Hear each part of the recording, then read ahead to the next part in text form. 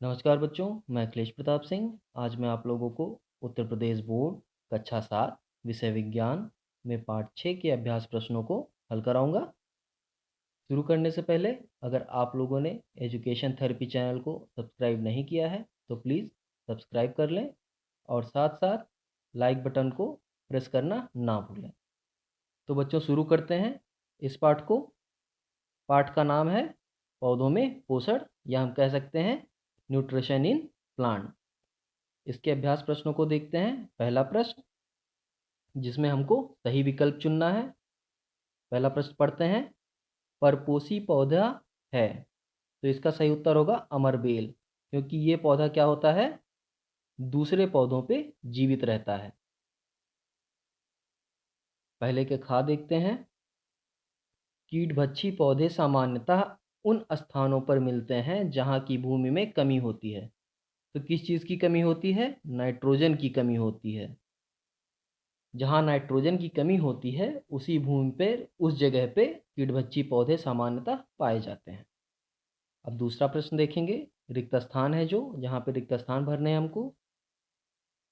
दूसरे का हरे पौधे अपना भोजन स्वयं बनाने के कारण स्वपोषी कहलाते हैं। स्वपोषी मतलब जो अपना भोजन स्वयं बना सकें, उनको भोजन के लिए किसी दूसरे पर, दूसरे जीव जंतु पेड़ पौधे किसी चीज़ पे निर्भर ना रहना पड़े। खा देखेंगे। सूर्य पृथ्वी पर ऊर्जा का एकमात्र स्रोत है। गा देखेंगे। हरे पौधों द्वारा भोजन बनाने की प्रक्रिया प्रकाश संश्लेषण कहलाती है। प्रकाश संश्लेषण को इंग्लिश में कहते हैं फोटोसिंथेसिस। घा देखते हैं।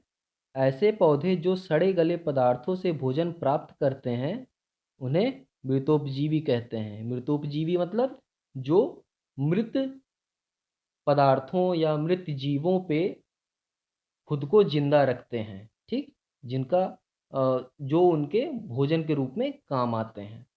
जैसे होता क्या है, जब कोई चीज़ मर जाती है, कोई जंतु जीव जो भी है, कोई मर जाता है, तो वो क्या होता है, आप लोगों ने महसूस किया होगा कि वो सड़ के बहुत दुर्गंध जैसी देने लगता है, बदबू देने लगता है। तो उसमें होता क्या है, वो सड़न इसीलिए होती है उसमें क्योंकि उसमें जो मृतोपजीवी होते हैं, मृतजीवी होते हैं, वो उसमें पनपने लगते हैं और उस मृत पदार्थ को खा के ख़त्म करने लगते हैं, सड़ाने लगते हैं। ठीक, चलिए आखिरी देखते हैं दूसरे का। ड्रासेरा एक कीटभक्षी पौधा है। अब तीसरे प्रश्न पे आते हैं। इसमें क्या करना है हमको? मिलान करना है। पहला देखिए, पत्ती। तो पत्ती का संबंध कहाँ जाएगा? ये आएगा हमारे प्रकाश संश्लेषण पे। फिर खा देखेंगे कुकुरमुत्ता, ये आएगा हमारा मृतजीवी। कुकुरमुत्ता कैसा पौधा है? मृतजीवी है एक तरह का। गा लाइकेन, ये क्या है? सहजीवी है। घा देखेंगे, ड्रासेरा क्या है? कीटभक्षी पौधा है। आखिरी देखेंगे, जंतु विषमपोषी है। ठीक, चलिए अब चौथे प्रश्न पे आते हैं। चौथे का पत्तियों में पाए जाने वाले हरे वर्णक को क्या कहते हैं? पत्तियों में पाए जाने वाले हरे वर्णक को पर्णहरित कहते हैं, या इसी पर्णहरित को हम क्लोरोफिल भी कहते हैं। चौथे का खा देखते हैं। अपना भोजन स्वयं न बनाने वाले जीव क्या कहलाते हैं? उत्तर देखिए। अपना भोजन स्वयं न बनाने वाले जीव परपोषी कहलाते हैं। ठीक, जो जीव अपना भोजन स्वयं नहीं बना पाते उनको क्या कहते हैं हम? परपोषी कहते हैं। चौथे का गा देखते हैं। उस संबंध को क्या कहते हैं जिसमें दो जीव आपस में एक दूसरे को सहयोग करते हैं और दोनों लाभान्वित होते हैं? इसका उत्तर देखिए। जिसमें दो जीव आपस में एक दूसरे को सहयोग करते हैं और लाभान्वित होते हैं, उस संबंध को सहजीविता कहते हैं।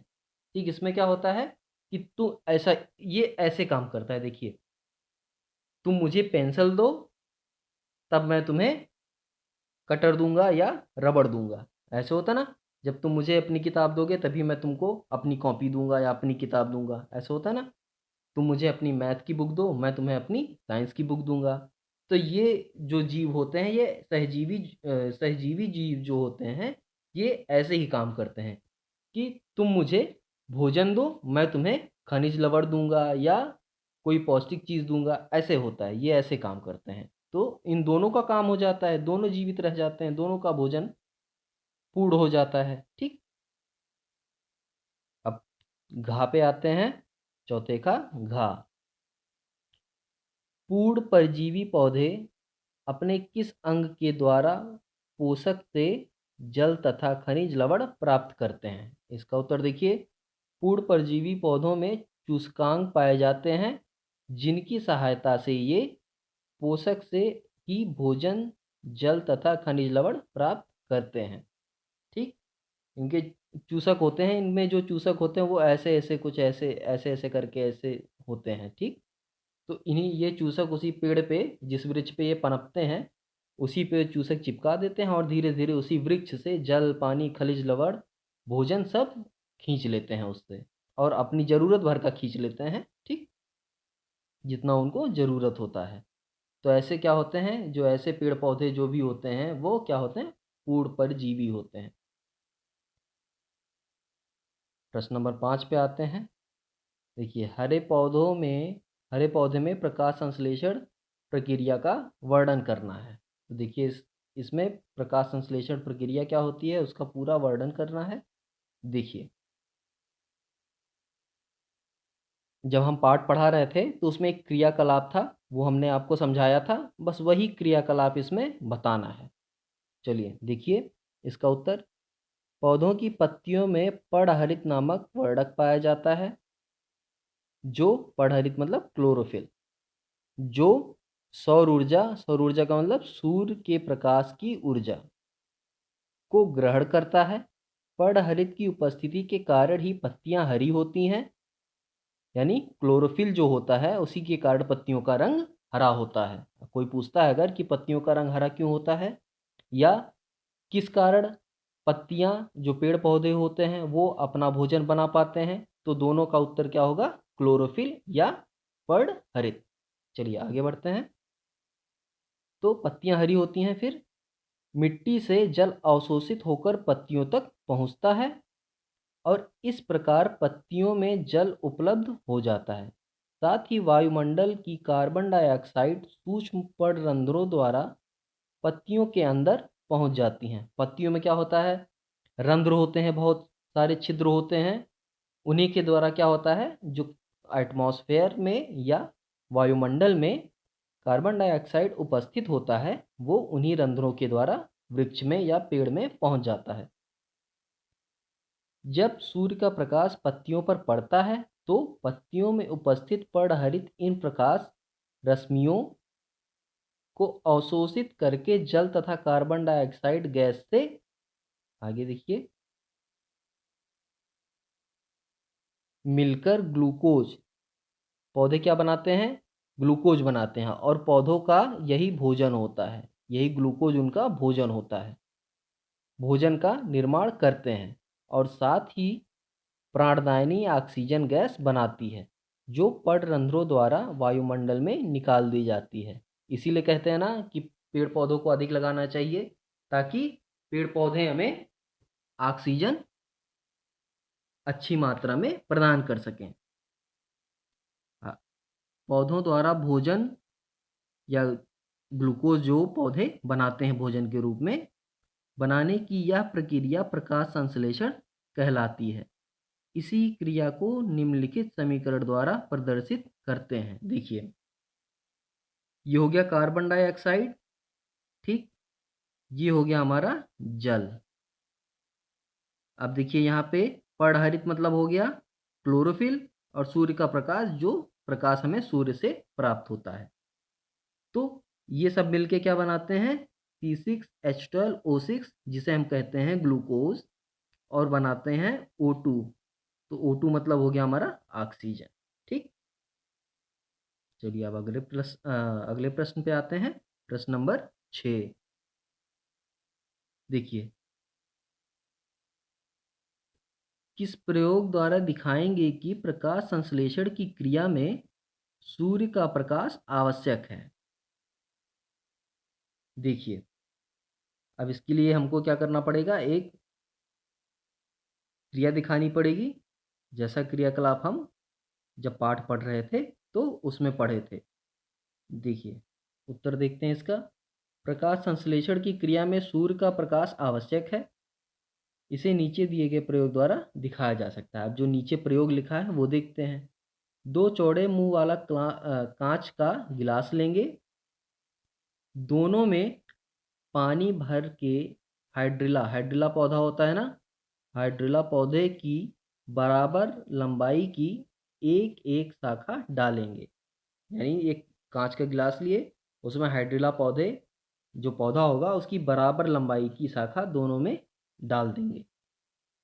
एक गिलास को खुला रखेंगे ताकि उस पर सूर्य का पर्याप्त प्रकाश मिले। एक गिलास को काले कागज से इस तरह ढक देंगे कि इस पर सूर्य का प्रकाश ना पड़े। देखिए, गिलास होगा, ऐसे दो गिलास लेंगे, गिलास में पानी भर देंगे दोनों गिलास में। ठीक ठीक, उसमें पेड़ डाल देंगे ऐसे। उसके बाद एक को धूप में रख देंगे और एक के ऊपर ऐसे हम कागज, काले कागज का टुकड़ा ऐसे डाल देंगे ताकि गिलास पे धूप ना पड़े। फिर क्या करेंगे, दोनों गिलास को लगभग 1 घंटे के लिए खुले स्थान में रखेंगे। लगभग 1 घंटे के बाद निरीक्षण करने पर हम पाते हैं कि वह गिलास जिस पर सूर्य का पर्याप्त प्रकाश पड़ रहा है उसमें ऑक्सीजन गैस के बुलबुले निकल रहे हैं, जो हाइड्रिला की शाखा द्वारा प्रकाश संश्लेषण की क्रिया के फलस्वरूप बनती है। दूसरे गिलास के काले तरफ से थोड़ा हटाकर देखेंगे, मतलब जो कागज से हम ढके हैं उसको हल्का सा हटा के देखेंगे जब हम, तो क्या देखेंगे, हम पाएंगे कि इसमें गैस के बुलबुले नहीं दिखाई दे रहे हैं। इसका कारण यह है कि दूसरा गिलास काले कागज से ढका है। इसमें खाली हाइड्रिला पौधे की शाखा को जल में घुलित कार्बन डाइऑक्साइड तो मिल रही है, पर क्या होता है, तो मिल रहा है, लेकिन सूर्य का प्रकाश नहीं मिल रहा है। फलस्वरूप इसमें प्रकाश संश्लेषण की क्रिया नहीं हो पा रही है और इस कारण बुलबुले भी नहीं बन रहे हैं।